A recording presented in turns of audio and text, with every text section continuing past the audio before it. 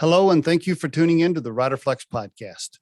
Along with our daily tips on career advice, our show features entrepreneurs, business owners, executives, and influencers from all types of industries, sharing their stories, providing advice based on their experiences, and chatting about their companies. If you're interested in being a guest on our show, you can email us at podcast@riderflex.com. And if you like today's episode, please be sure to subscribe to our channel and give us a quick thumbs up. And now, a quick word from our sponsor. Try the #1 marketing platform for small business. Everything you need from design to marketing to CRM. Learn more at marketing360.com. Marketing 360. Fuel your brand. I was on the treadmill this morning and I was re-listening to our first interview. I was like, man, that is a good interview. No wonder it's like one of our top. I think it's like out of 200 plus people, I think it's like number 3 most listened or whatever. Really? My God. Yeah. And I was re-listening to the, in particular, the segment around us talking about contingency versus retained. I mean, that is really good shit. I might actually reclip that and use that as a new highlight because that is really good. I was listening to it this morning. But anyway. Yeah, look, that's a subject I've invested a lot of time in the past in doing and thinking about and kind of working out the various arguments. So yeah, it was good. Yeah, it's something I believe in a lot. But also, Steve, you also got to factor in you're a really good interviewer. You're dead easy to talk to, so that helps. Yeah. Well, I appreciate it. I wish we could do it over a couple of pints. That would be even more interesting because then we'd really say what we wanted to. Well, hey, maybe there's an idea for a new show right there, Steve. Yeah. Yeah, for sure.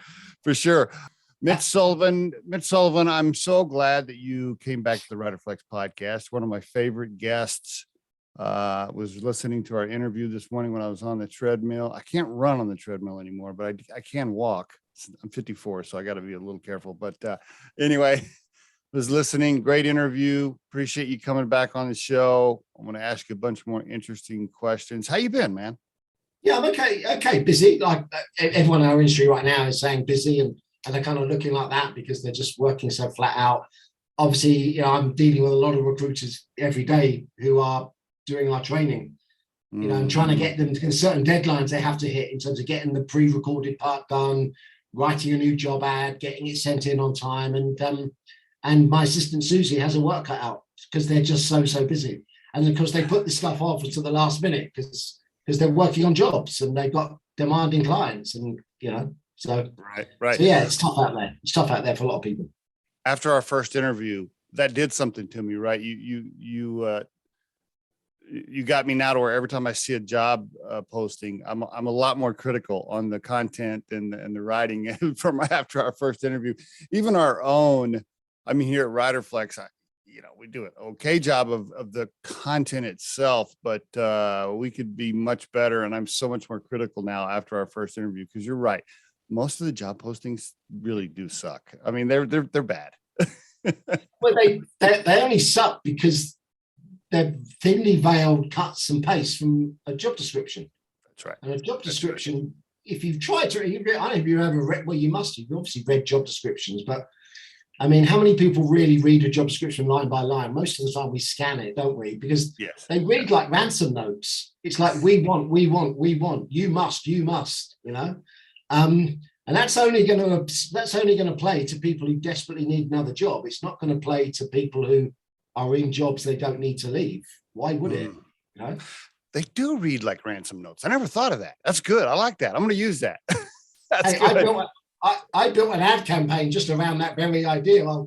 Afterwards, I'll send you an example of it. Absolutely. Yeah. By the way, for the listeners, I'm going to ask you about some more personal life stuff. I was listening to my first interview with him. I was like, I forgot to ask him about this, and this. So I got a few questions, but real quick for the listeners, I just want to make sure I tell them, and we'll talk about this at the end too. Copywritingforrecruiters.com. Copywritingforrecruiters.com. Mitch Sullivan, also on LinkedIn, with a huge fan base on LinkedIn, almost 45,000 followers, always putting out great content there as well. Be sure you check him out. And his book available on Amazon right now. And The book is On Recruiting is the title, available On recruitment. It's funny. There's always this disparity between how us Brits talk about recruit. We say recruitment, you say recruiting. Oh, sorry. No, it's fine. It's just. Listen, let me advise anyone who's listening not to buy the book, because once the new website is up, I should be giving the book away for free. Ooh, okay. And when's the new website launch? I don't know, a couple of months yet, but Okay. the book has done its job. Okay. And it was never about making money, although I have made some money from it. But yeah, I'm going to be giving it away as part of the marketing of the new website soon. Wow. And it is a good book, actually. I've had a lot of really good feedback, because it's kind of, my book did to recruitment books what Hunter S. Thompson did to journalism, really. And that maybe sound a bit grandiose, but you know, it's a far more informal style of writing. Which is why I think quite a lot of people liked it. So you got another book coming? Anything in the works? My other half, Lucy, keeps telling me you've got enough other blogs to bring out a version 2 of that book. And I think, am I kind of straying into selling rope for old money here? I don't know. Maybe I'll have another look at it. Maybe. But it's okay. I don't know. Maybe. And is Lucy your wife, girlfriend? What's the status there? We're not married. We've just been together for 15 years. So it's kind of like being married, really. I understand. You asked her and she said no. Oh, she constantly says no. Yeah. I've stopped asking. Really. Been together 15 years. I didn't get a chance to talk to you about that last time. So you were, because you have 2 children from your first marriage, I think, right? I do. Yeah, they're both in their 20s now. So yeah. Is that 2 boys, 1 boy, 1 girl? What is that? A girl at 26 and a lad at 23. Will be 23 in a couple of months. Yeah. Are they in the business at all? HR, recruiting? No. My daughter's in education, teaching, and Zach, we don't know where he's going to go yet. He's only just left university, so he still really doesn't know what he's going to do. Okay, very good. And your ex-wife, is she somebody? Do you send her Christmas cards, or you're not on? Yeah, absolutely. No, we get on well. We get on well these days. Yeah. Well, that helps, especially when your children start having children and there's grandchildren. If you get along with your ex-wife, that'll be convenient. Yeah. No, it's. I would never have predicted this 10 years ago. So yeah, it's good. Touch wood. I'm looking for wood to touch. There we go. You mentioned last time we talked that you didn't know who your real blood father was. Your mom was Irish. I forgot to ask you, did you ever do like one of those? We're going deep, aren't we, in the personal vault here? No, when I found out, and I was a teenager when I was told, in a fit of temper, ironically, which is kind of bizarre. It was like I had this deja vu feeling when it was happening. I wanted to act all grown up and mature. So I said, it doesn't matter. I don't really need to know anything about him. If he kind of dumped you when you got pregnant, why would I want to know him? He doesn't sound like a good bloke.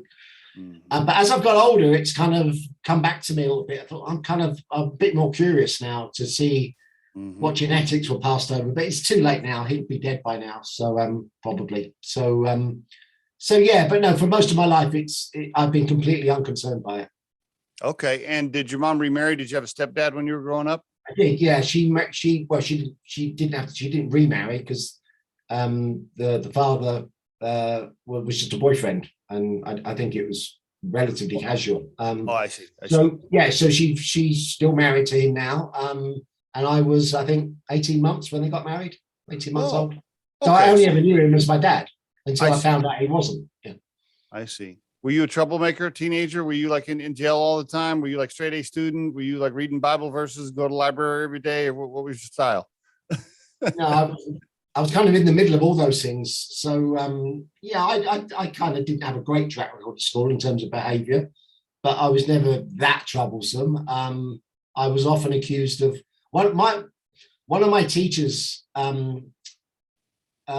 the sort of, I don't know what the equivalent is in America, sort of sixth form college, but high school, is it? I don't know. Anyway, he said, look, he mucks around in class. He's got a bit too much of that, but he'll probably pass the exams through sheer native cunning.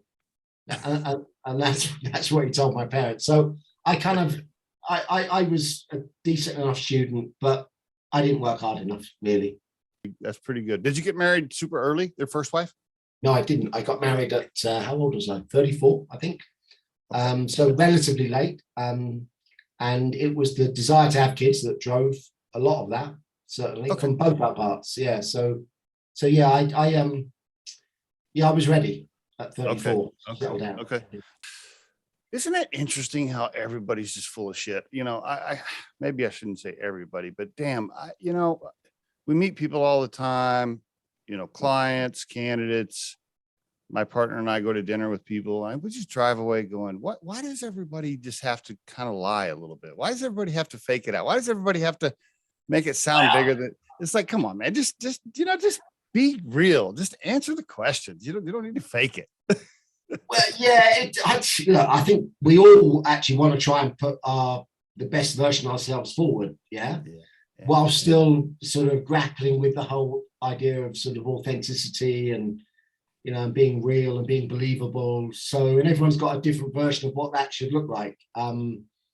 So, yeah, I mean, look, I wasn't expecting any of these questions. You kind of caught me on the hop here. This will teach me for not asking you what you're going to talk to me about. Lots happened since you've been on the podcast. It was almost a year ago, a month from being a year ago. Craziness with COVID. I mean, just all kinds of stuff happening since you were on the show last. Can I ask you some questions around COVID and how it has affected employers and candidates and how people are acting and dealing with it? I'd like to get your thoughts on it since we talked a year ago. And I think, if I were to ask you month by month the same questions, it might change, right? Because everything seems to be changing so fast as we learn different things in the news and different stuff comes out. And so people's answers are changing by the week. Yeah, I suspect my experience has been different to yours or a lot of people, that side of the Atlantic. The online version of my training launched at the same time as the first lockdown happened, and that was just coincidence. So it was kind of good timing because people were starting to think about, well, I need to do more stuff from home, including training. So it got off to a kind of a steady start. My own kind of issue with it personally has been relatively straightforward, in so much as I was already used to working from home a lot. Obviously, we don't do physical in-person training anymore. And I kind of miss those because it's a completely different dynamic when you're training a group of people in a room as opposed to doing it via Zoom. But it took about a year before I started getting twitchy about having not seen certain people for a couple of years, or not being able to go to a pub and have a drink with some people or go out. But it hasn't really bothered me that much. I've coped with it pretty well. Professionally, I mean, my training business, it hasn't really affected it at all. If anything, it's probably accelerated what growth we've had over the last couple of years.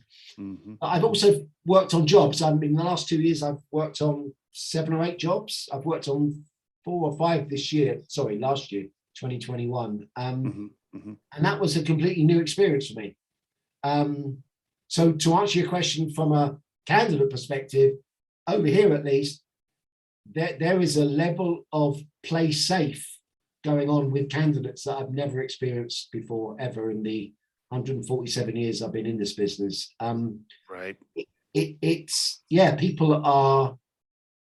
People are just a lot more prudent about their career and more circumspect and just more careful, basically.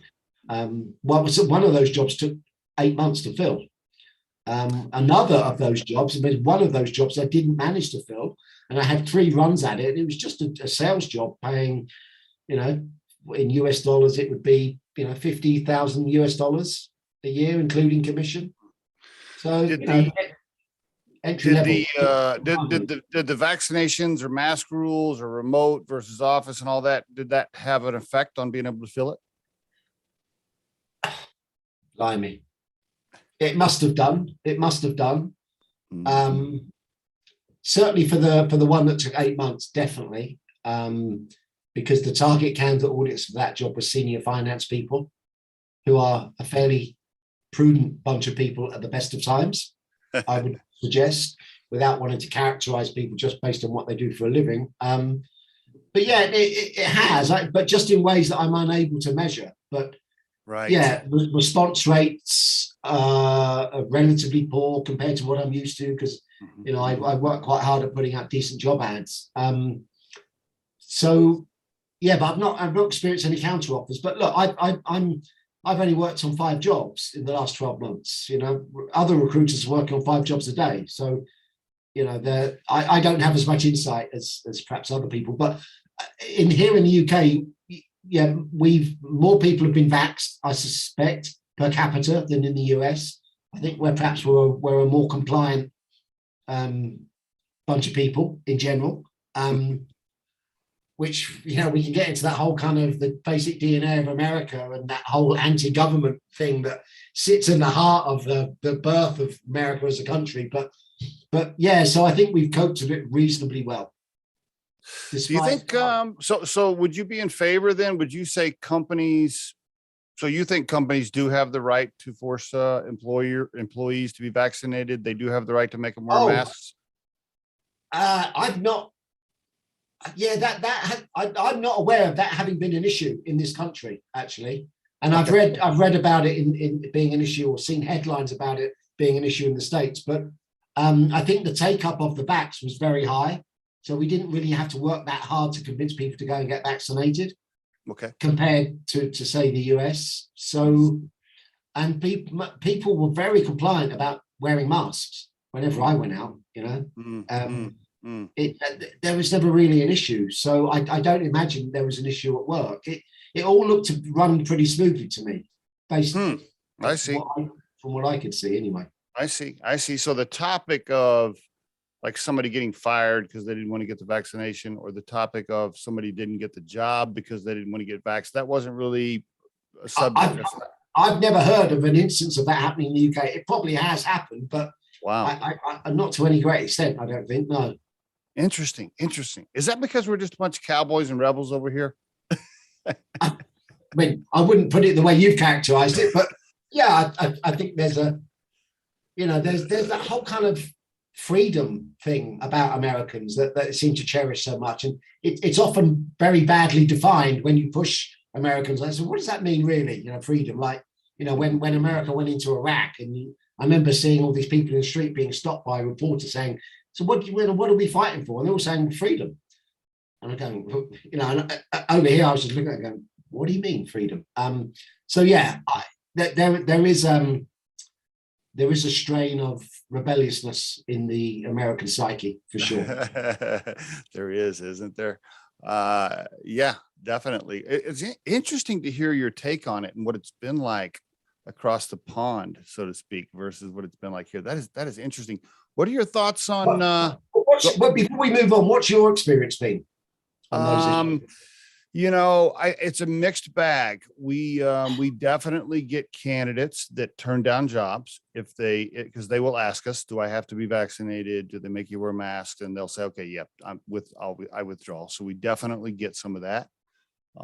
We get some clients who tell us that they want us to ask about that during the interview, and other clients that are totally against it. I mean, we just filled a position recently for a client, and you know, that CEO he didn't give a shit about vaccinations or shots or anything, right? And he was completely on the other side. And then we get other clients that are, you know, I mean, it's a mixed bag. It's all over the place. And so one of the things we did here at Riderflex is I just told all the recruiters, I said, look, here's the deal.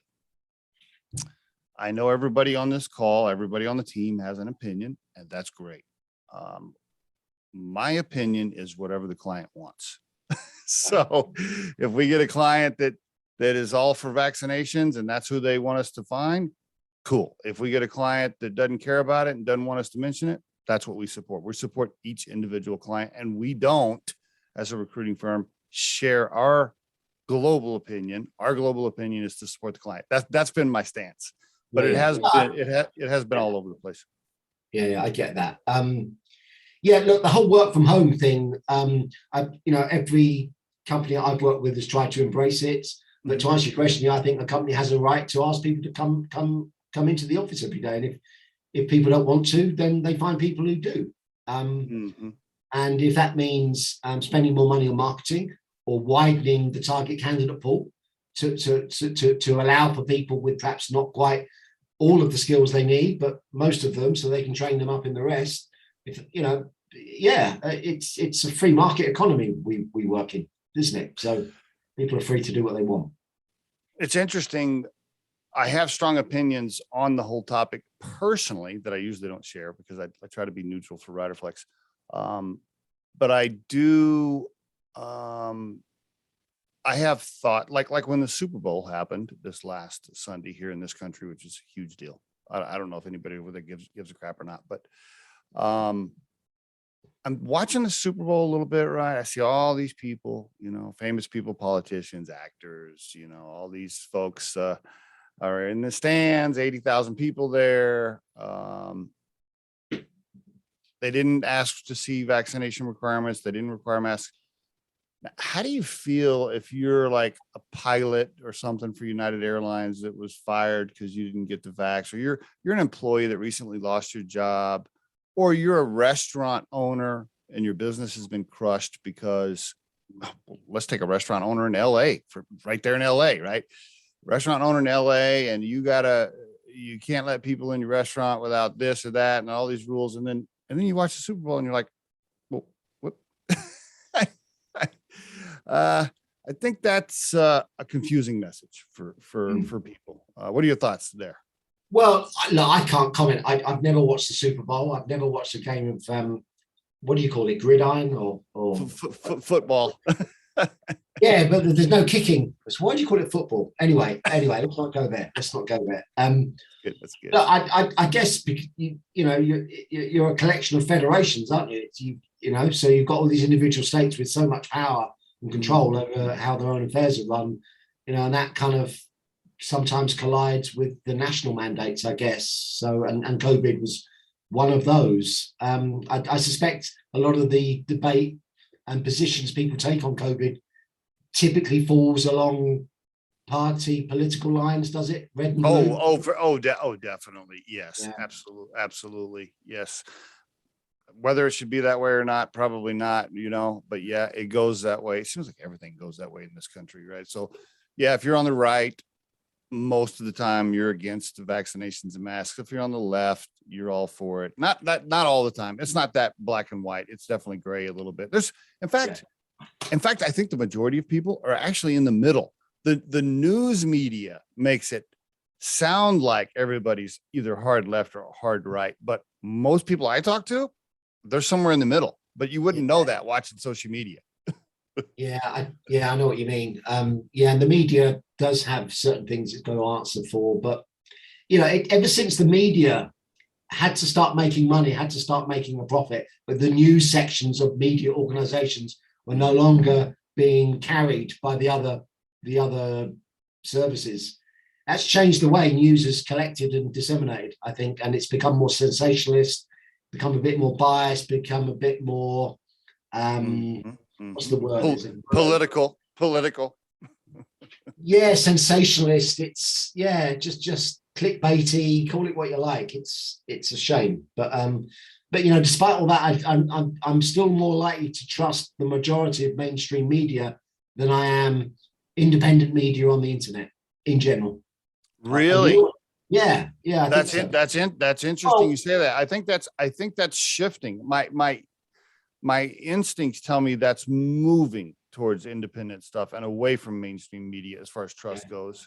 I could be wrong. I'm definitely not an expert on that. I just think the bigger, more established media companies have more to lose in getting it wrong, actually, in terms of reputation and sanctions and that kind of thing. Whereas the independent media, online independent, don't. They're not really answerable to anyone. The subject is way deeper and way beyond my pay grade. Oh yeah, we could talk about it for hours. I want to ask one more question on it though, just real quickly. Did you see what's going on with these truckers in Canada? The whole, about the whole Have you seen? Briefly. I used to watch a lot of CNN. It was the only American news channel I could get, or can still get. I used to be able to get Fox as well, which I'd also look at, just to, because, you know, not because I'm a particular fan of their politics, but I was just curious to see how they would present certain arguments on certain political issues. Just and so but I don't understand what's behind it. I think, and I'm not an expert on this, so if I quote it wrong and you're listening to this episode, feel free to comment and correct me. But I think it was a protest because they were trying to require truckers going across or coming into the country from the U.S. If you were going across the border from the U.S. to Canada, you had to show vaccination. Right. Yeah, that's right. I remember now. Yeah. And the truckers were like, a lot of the truckers were like, no, we're not doing that. And so, you know, they're clogging up the systems up there and pushing back. It's interesting that the U.S. barely covers it, but if you go on independent stuff, you'll see it all over the place. No, I saw it on CNN on Sunday. I think I was flicking around the channels and I watched it for 5-10 minutes. And I'm assuming Canada has been a lot more compliant when it comes to getting backs than I think so. It's only us cowboys over here that are pushing back. Yeah. I heard a great line though from this guy, and then I want to get in. Then we'll move away from this COVID stuff and get into some candidate advice. But heard this great line. This guy was like, he's like, let me get this straight. He's like, you can go from New York to Seattle in your semi, and nobody's going to ask you to wear a mask or ask for a vaccination card. You can go from one coast of Canada to the east coast of Canada all the way to the west coast. Nobody's going to say anything. But if you cross that line north and south, you got to show a vax card. He's like, how does that make sense? It's a different country with different rules. Yeah, I understand. I think when you look at if you're thinking about, it's a bit like you come to my house and you know, it says no smoking on the door. You can't smoke. Gotcha. Yeah, sorry, I still like you. We're still going to be friends, but you just can't smoke. Can't smoke here. You can't smoke here. Yeah. Speaking of, let's just go ahead and stick with touchy subjects. I asked you about this last time. This whole cancel culture and censorship. We talked a little bit about it. I want to go a little deeper on that one. This is another good topic. A lot of CEOs coming on the podcast are speaking on it. Most of them are a lot more careful than me and you. They're super careful, right? They're trying not to give strong opinions. They're not as brave as Mitch. Yeah, but hey, listen, I got way less to lose than they have, you know. So that's true. I guess we have less to lose. Yeah, true. What's the latest? Now, I asked you that question a year ago. How do you feel today about? Let's just use Google and YouTube. Let's start with Google and YouTube. Same company. They own YouTube, right? Let's start with that one. How do you feel about Google having the power to just shut you down and erase you and take you off YouTube anytime they want if they don't like the narrative? If your narrative doesn't agree with theirs? What are your thoughts? Oh boy, wow. Another can of worms. Where'd you keep finding these can of worms? Do you know, I've had issues with this myself, not with Google or YouTube, but with communities, you know, here and there in the past. The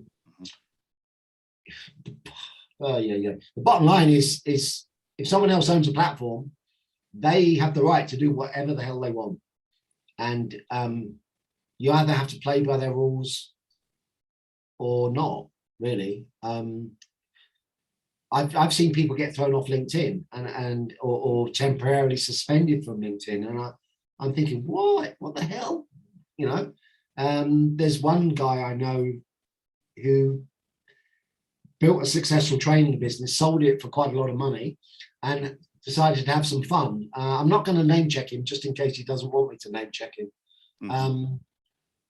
But a lot of people might be able to find out who it is. He started this whole series of it started out as blogs and articles, and he was very fun. He's got a great sense of humor. And then he opened a YouTube channel and started, spending quite a lot of money on producing videos basically taking the piss out of people that he coined the term entrepreneurs. Yeah. Okay. People that are on social media, basically conning people, yeah, to join their training program and earn 10 times more than they've ever earned and work half as much, and all this, stuff. Yeah. Right. Be it sort of crypto or property or whatever it might be. And he's been shut down a few times because they've all ganged up and complained about him, from what I can gather. I see. He got thrown off LinkedIn, actually. And the argument was that because he was he created a trade name for this character that he created that was going after all these kind of entrepreneurs. So look, I've seen it happen. I've seen people that I know and like and have a lot of respect for, who put out great marketing, are getting banned for periods of time because they use, one piece of profanity, or some of the humor is a little bit off color for some people. So they get all indignant and start complaining, and that's one of the big problems with social media is how do you steer that line between being a little bit edgy and being your own voice, but not pissing off too many people. And I've been in that territory where I've been thrown off communities 2 or 3 times in the past. And I'd be nervous as hell about getting kicked off LinkedIn. I really would. So yeah, you have to be careful. But yeah, I've got a lot of sympathy for both sides of the argument. So I feel like I'm hopping along the fence here, and but I don't know how to give you a better answer. Most people that answer the question struggle, just like you did right there, with making it black and white. It's a little bit gray. I also struggle with it, and I use my own company as an example. I think of it this way, like, okay, it's quick to say, hey, Google, you can't just shut me down. You can't just take my YouTube channel. Like, that's not fair. Like, I say one little thing, I say something on LinkedIn that you don't like. I go on LinkedIn and I say vaccinations are stupid or whatever, and whatever topic you want to pick. I go on and I rant about it, and you take me down. Like, I immediately want to say, that's not cool. That's not fair. That's not right. Especially if my business is tied to it. Yeah. And you're affecting my revenue. Yeah. That's a big deal. However, I'm also a business owner, right? So let's say I owned a coffee shop. Let's use the coffee shop example. If I owned a coffee shop and somebody came into my coffee shop and started saying things out loud to my customers that I thought were offensive or I didn't like, I would want the power to kick them out of my coffee shop. And I think that's a good good comparison to Google. Google's kind of saying the same thing. If they're saying things we don't like, I want the power as a business owner to kick them out. Is it things they don't like, or is it things that are provably untrue? Because there's a difference, yeah. But here's the point on that. Who decides if it's untrue? Who's making that decision? Okay. Well, all right. Let's at the risk of getting controversial here. That's all right. Let's get controversial. That's okay. Let's take an example that we're both aware of, which is January 6th. Yeah. Okay. 2020. Yeah. Okay. Yeah. So you've got a large number of people in America seem to believe that election was rigged and was stolen. Okay. Yeah. They went to court 60 odd times. One of the arguments even reached the Supreme Court. And all of those courts not just threw them out, but laughed while they did it, because it was just ludicrous, the arguments were being presented and the flimsiness of the evidence.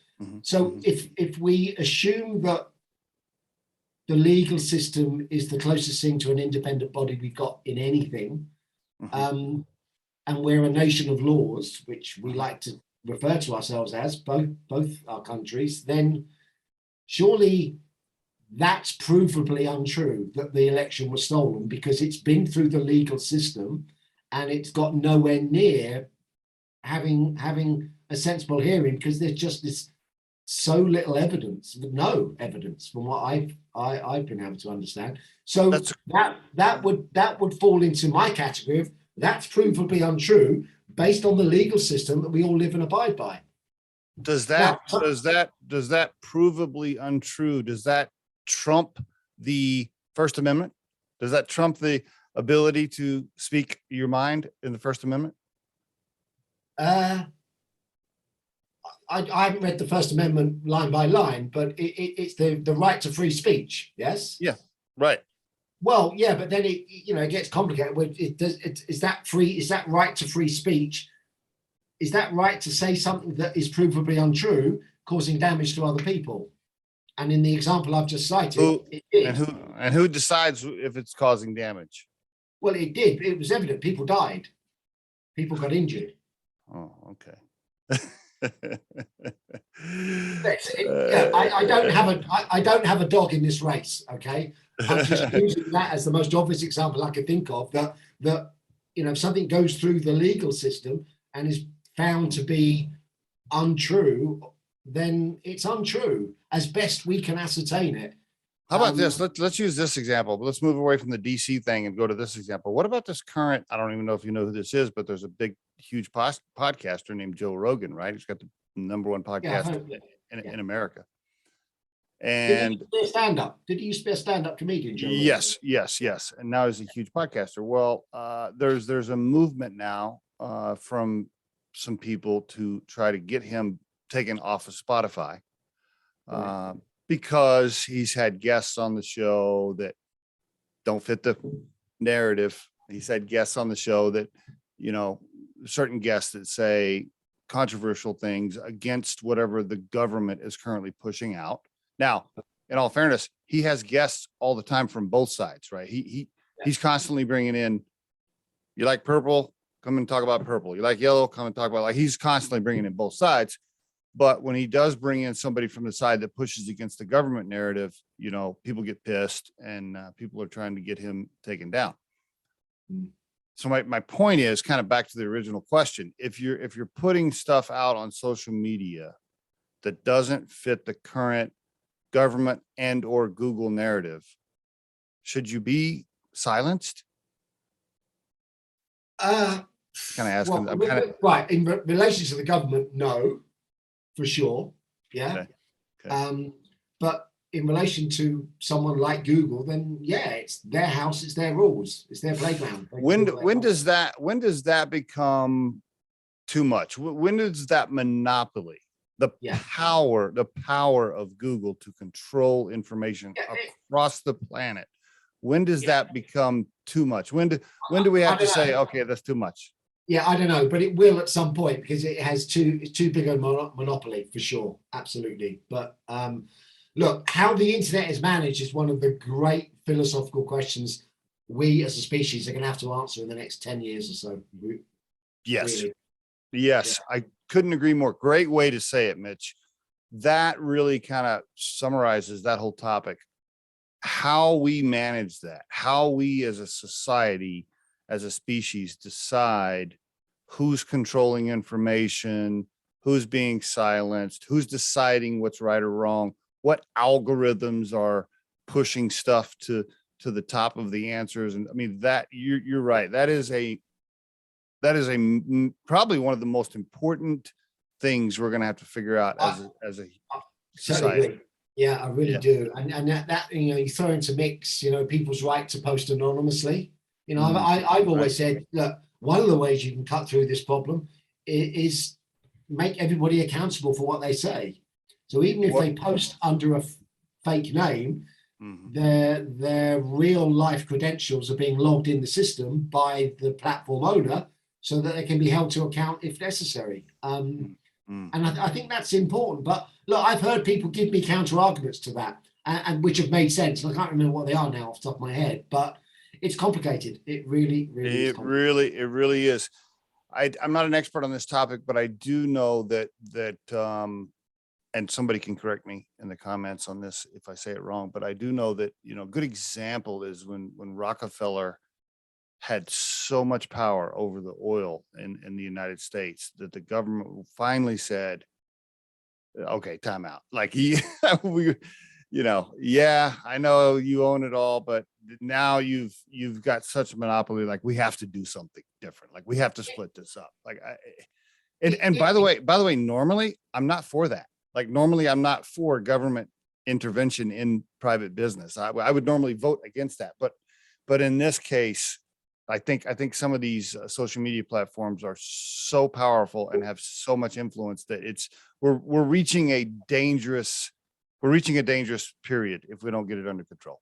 Totally agree. I mean, Google is its own government. Yeah. Yeah. I mean, they have so much power. They have more power than any other organism on the planet, in my opinion, because they can control so much information. But anyway, and Facebook as well. Yeah. I don't use Facebook. I go there about 3 times a year, but I used it a lot when it in 2007. I was one of the early adopters using it very, very heavily, mostly for mucking around. But yeah, that's all turned ugly. And now people are being herded in silos where they only ever see opinions from people who agree with them.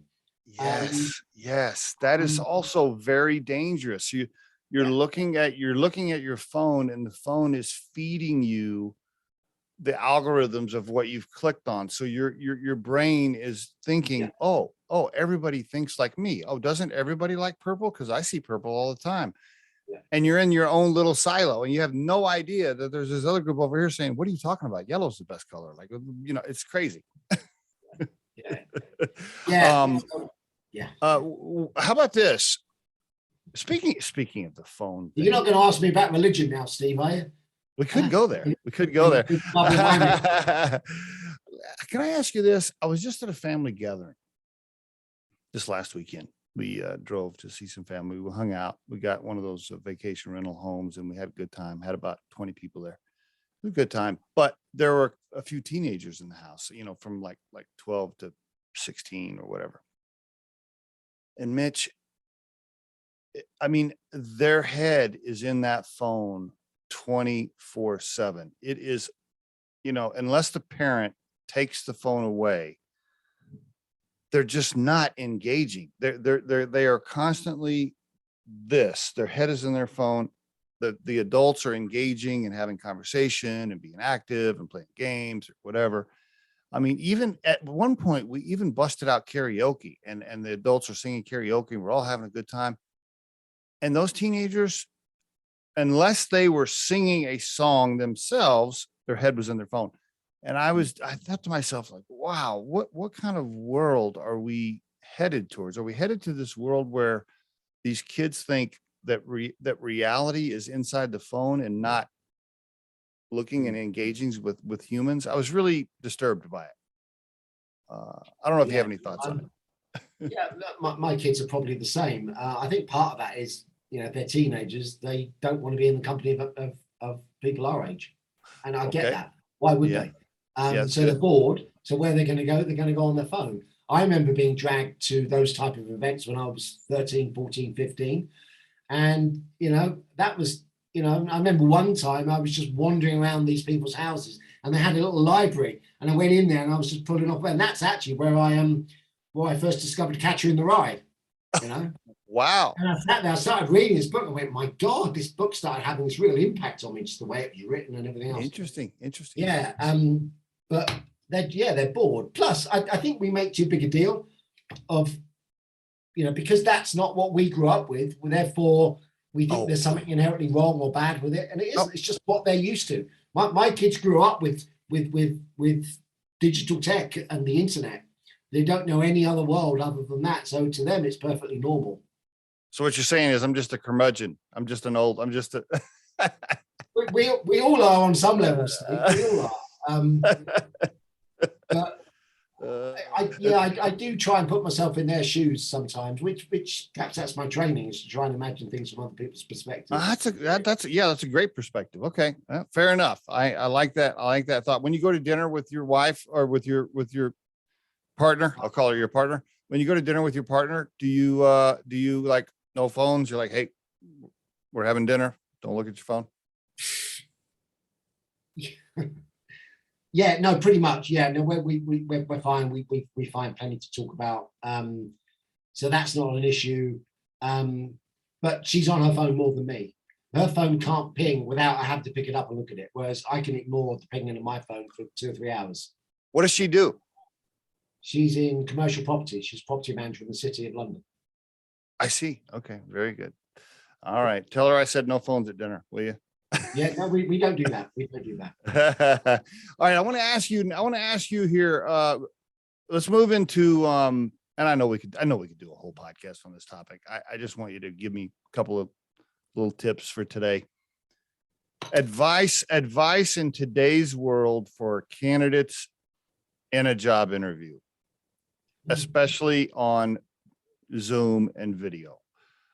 Some basics, even if it's some basics. What would you say to anybody listening? Like, hey, here are 2 or 3 things. If you're about to do a job interview on a video, here are 2 or 3 tips that Mitch wants to give you today. Blimey. I don't get involved in coaching candidates generally, not to any great extent. And perhaps I should do, but look, I always tell candidates, look, you've got to do some research. You've got to put a little bit of effort in.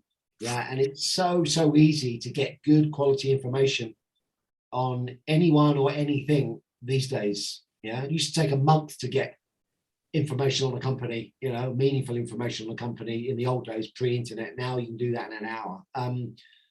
So just gather lots of info, depending on the job, what kind of job you're in.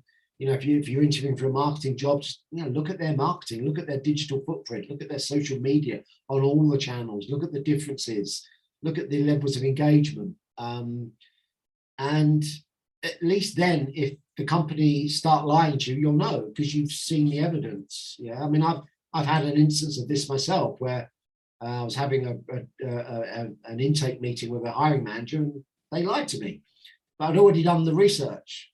Yeah.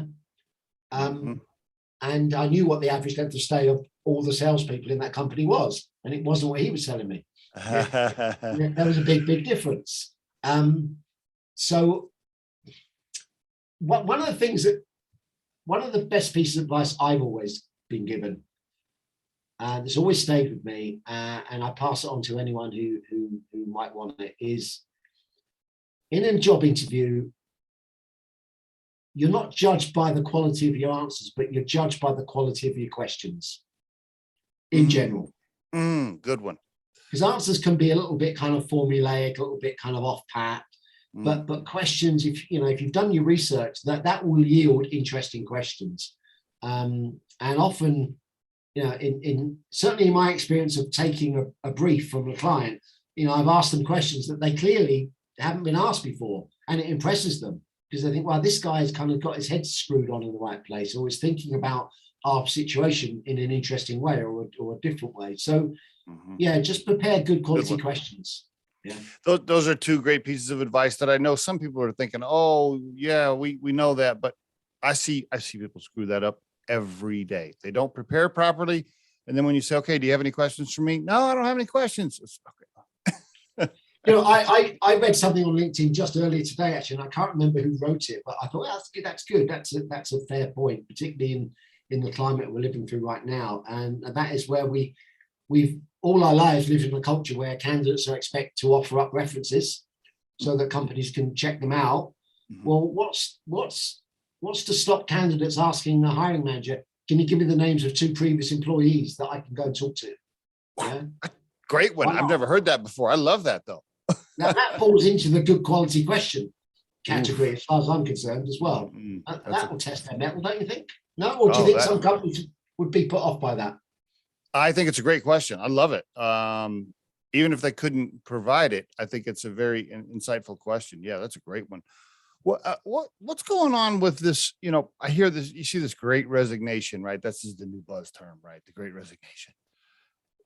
Is that real? I mean, haven't people always quit jobs? I mean, is it just a fancy buzz term for the media to chew on? Yeah, I don't know who came up with that, but yeah, it's because it suggests that there's going to be a flood of something new happening, doesn't it? The Great Resignation. And things don't happen in floods, not in business. They happen in trickles, slowly but surely, and then they might accelerate a little bit, but no, it's bullshit. It's bullshit. It hasn't happened. If it has happened, it's happening so slowly we can't notice it. But yeah, people will start to, there's been so much uncertainty and nervousness around COVID that people are sitting tight and not making any unnecessary risks in general. If they've got a job, they think, yeah, I'm not going to walk away from this unless they absolutely hate it. Despite the fact that they're in the stronger bargaining position they've probably ever been, certainly in my lifetime. So yeah, I think it's like the war for talent. That was a big load of bullshit as well. Back in the 90s. Yeah. I hear the term and I hear people ask me about it. I'm like, well, I don't know. It kind of feels like just like it always does. I mean, I don't really notice much difference. I mean, people quit jobs, people get hired. I mean, we're doing the same thing we did 4 years ago. So I don't I don't really see any difference. Now, I do think, and I don't have any stats on this. I do think when the U.S. government started passing out a lot of free money during COVID, I think some people took advantage of that. I think some people were like, "Yeah, I'm gonna chill out. I'm gonna take summer off." Yeah, that happened a little bit, but there's always some collateral damage. There's always, but the sensationalists will pick up and go, "Look, it's not working. This socialist policy that the government are bringing, where they're dishing out money. Look, these people are taking." People will always try and game all systems, but then generally in a minority, a big minority, Well, you just brought up a big word. We could go down that, but you think socialism works, Mitch? Are you? No, I'm not a socialist. I'm not a socialist. Okay. Although I'm probably left of centre politically. Left of center. Okay. Yeah, I'm probably, I've got a touch of the libertarian about me as well, but I think. Look, oh God, we're getting some surgery here, aren't we? Oh, I think businesses in general need to be regulated more than they have been in the last 20, 30, 40 years.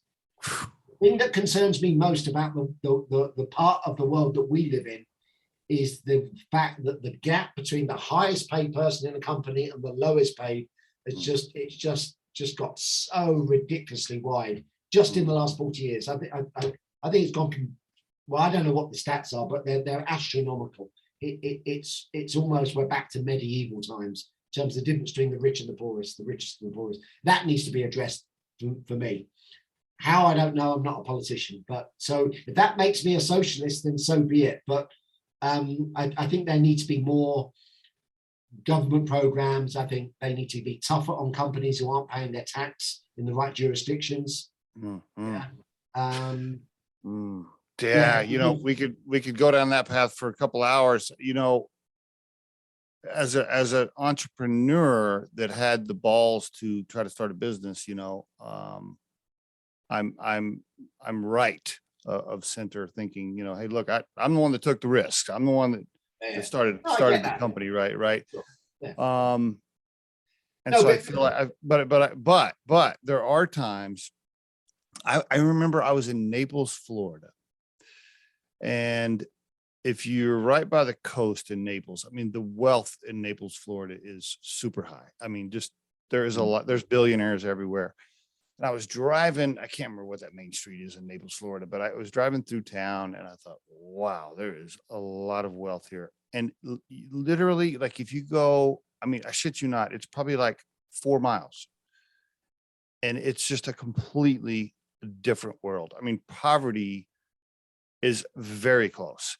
And I remember thinking that day, and keep in mind, I'm usually right of center, right? So normally I would be like, hey, it's free, it's, like, I would never think, hey, universal pay and equal pay and stuff. Like, most of the time I wouldn't vote for that. But I remember that day. And then I went into this convenience store and there were a bunch of guys there that were yard workers. They were obviously they were low paid, like cut the grass guys, right? Yeah. In the rich neighborhood. And I thought, man, like, this is, I never went that fast from rich to poor within just a few minutes. And that day I thought, man, is this right? This doesn't feel right. Like, I don't feel good about this.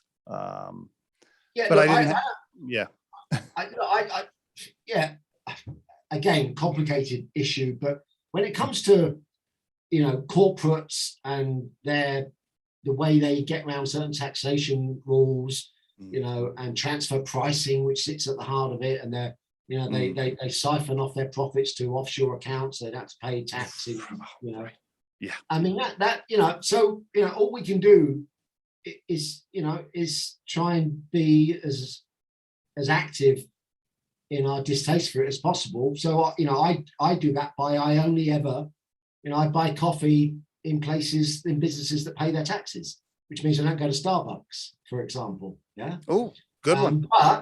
But you know, I'll contradict myself straight away. I use Amazon, you know, and you know, Amazon don't pay any tax from what I think I last saw in the UK. I mean, it's just nuts. But it's just too damn convenient. So I don't know. I think Amazon needs to be broken up personally.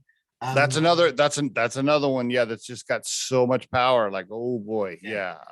You know, these companies, we can't live in a world where we all bow down to Amazon, Facebook, and Google, right? Like that's pretty scary. You know, the owner, and our version, our poorer version of him is over here is Richard Branson.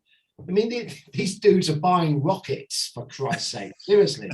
Yeah. How far ahead of the poorest people do you need to go when they're flying into frigging space for fun? Yeah. You know, that is a great point. I mean, all you got to do is go to some really poor neighborhoods where people, they're wondering what they're going to eat next. And they, you know, yeah, there's a large gap. I don't have the answer. I'm like you, like I'm not a politician. I don't have the answer. And I find myself, and I think a lot of people find themselves going left to right on their views, because they think this, and then they see something that hits them emotionally, and then they're like, oh, now I'm over here, and then they end up in the middle, probably kind of like us. Yeah, most people are somewhere in the middle, aren't they? Yeah, I think so. I just think I'd like to see capitalism infused with a little bit of socialism. That's all I kind of would like to see. If I agree with that, my far right friends here in Johnstown, Colorado, are going to take me out to the country and beat me up. They're going to see me down at the tavern. They're going to be like, "What the hell did you say?" I'm just playing. I know things are pretty hot over there right now. You know, when Trump got elected, I was so astonished that I just had to follow the news for 4 years just to see how that would play out. So I've kind of got a bit more insight than I've. I want to switch gears here. I meant to, when I was asking you about career, and I know we're running shorter on time. When I was asking you about advice for candidates, I want to come back to this. I wanted to ask you for advice for hiring managers, or let's call them the clients of the recruiters. So many recruiters, my own recruiters, other firms and agencies we talk to, you know, we all complain, right, about, God, the client did this, the client did that, the client's got a shitty onboarding process, the client won't communicate, the client won't give me feedback on candidates, the client, you know, we could go on and on. If you were talking to a room full of hiring managers right now that use recruiting firms, and you could give them 2 or 3 tips and just say, look, guys, please do this better, what would you say? Well, I don't think they'd do it, but here's what I'd say. I'd say do the research the agencies. So if you're looking for a sales operations manager, Google sales operation manager and jobs, and look at agencies that are advertising for those jobs. Yeah, check them out on LinkedIn. Look at the recruiter. How long has he or she been in the business? How do they vocalize themselves? What's their writing like? What are their posts like? How well do they sell jobs, if at all? Yeah, what do they know about your sector? Would you trust them to talk to the types of candidates you're looking to attract into your business? So do your research. Then once you've narrowed down, if you're going to go down the contingency route, you've narrowed it down to 2, 3, or 4 agencies that you think might be worth talking to, is talk to them, but talk to them properly. Give them an hour each. Doesn't have to be on the same day, but maybe not an hour, but certainly at least half an hour. Give them a good brief. Give them things to sell. Tell them why somebody might want to do this job. Yes. And I suppose the third piece of advice would be, have a very clear idea in your head what it is you want somebody to be in terms of hard skills So skills and knowledge, hard skills. Yeah. I see way too many job postings that talk about soft skills and attitude, work ethic and good communication skills and blah, blah, blah. Everyone thinks they've got all of those things. Waste of time. My view is, I can't back this up with any stats, but my view is if you look for somebody who's got the 3 or 4 non-negotiable must-have skills and knowledge that you need to be able to execute that job.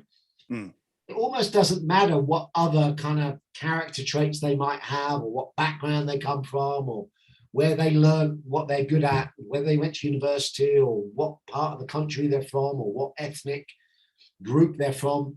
Because, this thing about culture fit is, and I said this on an American podcast almost 10 years ago, and it got met with a little bit of derision.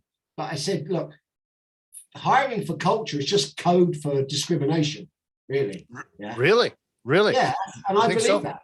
In the most part, there'll be exceptions, there always are. But by and large, we need to see if they're going to fit our culture. I mean, seriously, what a load of horseshit that is, yeah? We are all, to a greater or lesser extent, social animals, and we want to fit in. Even me, if I go and work on a project with a group of people, 10, 20 people for 3 or 6 months, I want to fit in. I want to get on with people. I want to be valued. I want to contribute. And that's what people do. So if they've got the skills, don't obsess about the fringe stuff. So can they do the job? Do they want to do the job? And does it make sense for them to do the job in terms of the commute, the money, the where it fits in relation to their career? Look, I'll finish this off with one thing. In all of my experience in recruitment, which is 33 years now, I don't know how many hundreds of jobs I've filled. Maybe it's probably into the thousands, maybe, I don't know. But it's anecdotally, of all the people who have done really well in jobs that I've been involved in placing them in, and if we measure that, certainly one of the most obvious ways of measuring job effectiveness is length of stay. Yeah, how long they stay. Nearly all of those people who've gone on to do well have been people for whom that new job represented logical career evolution for what they were doing previously. It could be the exact same job, but they're doing it on a bigger scale, or they're doing it in an environment where the challenges and the questions they're being asked are different. I remember, I'll give you a real life example. When I worked in Switzerland, I did quite a lot of work in corporate affairs for a tobacco company, an American tobacco company.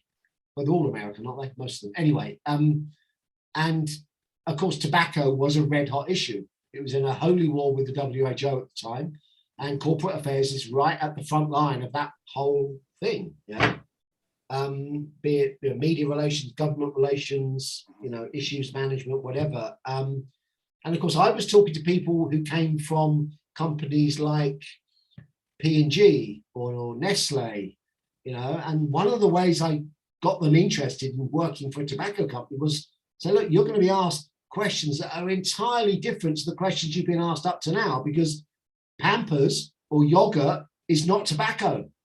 It's nowhere near as politically charged or culturally charged, so it's going to make you better at your job because it's a tougher environment. So I think people want to fit in, but they also want to prove themselves, and people that need to prove themselves tend to work harder, and people that work harder tend to do better. Go figure. I want to push you just a little bit on the culture thing, if you don't mind. Yeah. How do you define that? What is your definition of, when you hear match the company culture? Yeah. What's your vision of that? Is that the same color, the male, female, race, religion? Well, we talk on the radar, off the radar. On the radar, it's do they match our values? The values that they have on the wall or that they put on their website. We're passionate about, we believe in, all that stuff. It's all kind of soft and flaky. So that's your definition. Well, that's what most people's definition, but then the under the radar stuff tends to then touch things like, race, religion, Okay. politics, sexuality, Okay. and often it comes down to the hiring manager asking themselves the following question in their head: would I go and have a beer with this person? And you don't think that should factor in? No, I really don't. I really, really don't. No. Okay. But- Okay. Well, okay. No, hang on. There's a caveat. There's always a caveat. If it's a small business, then maybe I've got more sympathy for that kind of line of thinking. Mm. But in big organizations, that I don't makes any difference. There's no one culture in a big organization. There's lots of subcultures. Okay. Yeah.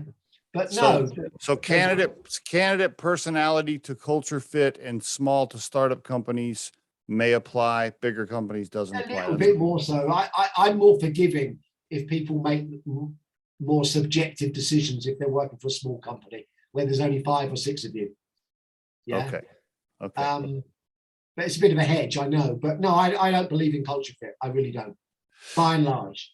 Okay. Can I ask one more question on this? Would you define culture is part of the definition of culture this example? I want to give this example.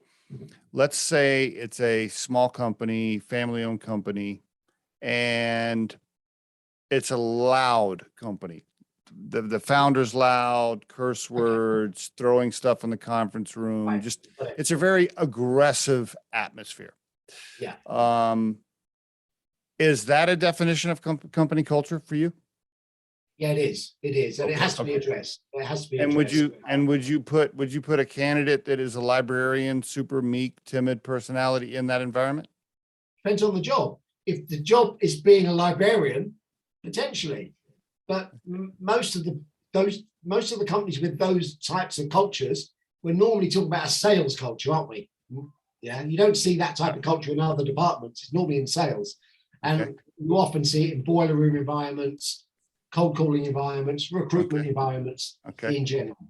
Okay. Yeah, it has to be addressed. If that's the culture, that's the culture. I've recruited for companies where there's been quite a swearing culture, so you've got to be able to, be comfortable with hearing people swear. And if you're not, so I used to use profanity in some of the ads. To let people know. Would you put the super religious, conservative, quiet, meek, timid personality in that culture? Yeah, potentially. I'd lay it out and say, look, this is what goes on here. Okay. Yeah. Okay. I still think people can be successful if they don't buy into that type of behavior. I don't see, depends on the job, obviously, but they're secondary and third factors for me. The main factors are, do you have the skills and the knowledge to be able to do this job? And does it make sense? Would you put an animal rights activist that's a vegan in a job that Butcher shop? No. makes In an abattoir? No, definitely not. No Yeah. way. Okay, so No, culture does matter now then. You're pushing things to extremes here, Steve, a little bit, aren't you? Yeah? I'm talking about the run-of-the-mill white-collar jobs in Okay. in general. Can we agree that sometimes culture matters? It's not a black and white thing. No, of course, and nothing is black and white. Very little is Okay. black and white. There's always lots of gray areas, All right. situational context, but by and large, I think it's overrated. Let's put it that way. Overrated. Okay, that's all right. Okay, I'll go with that. Oh, my friend, I love talking to you about these topics, man. We could just go forever. Last words from Mitch on this interview. I think did I ask you last time? I can't remember, but I'm going to ask you again. Maybe it's changed. Did I ask you what Mitch's current core purpose in life is? If you had to define your core purpose in a sentence, did we talk about it? I'm not one of those people that has a core purpose. Oh yeah, you do. Come on. What is Really? your Well, you give me a clue by telling me. Why are you? Well, let me ask you this. Why are you getting up every day? Well, I have a business to run. Why not just go jump off a bridge?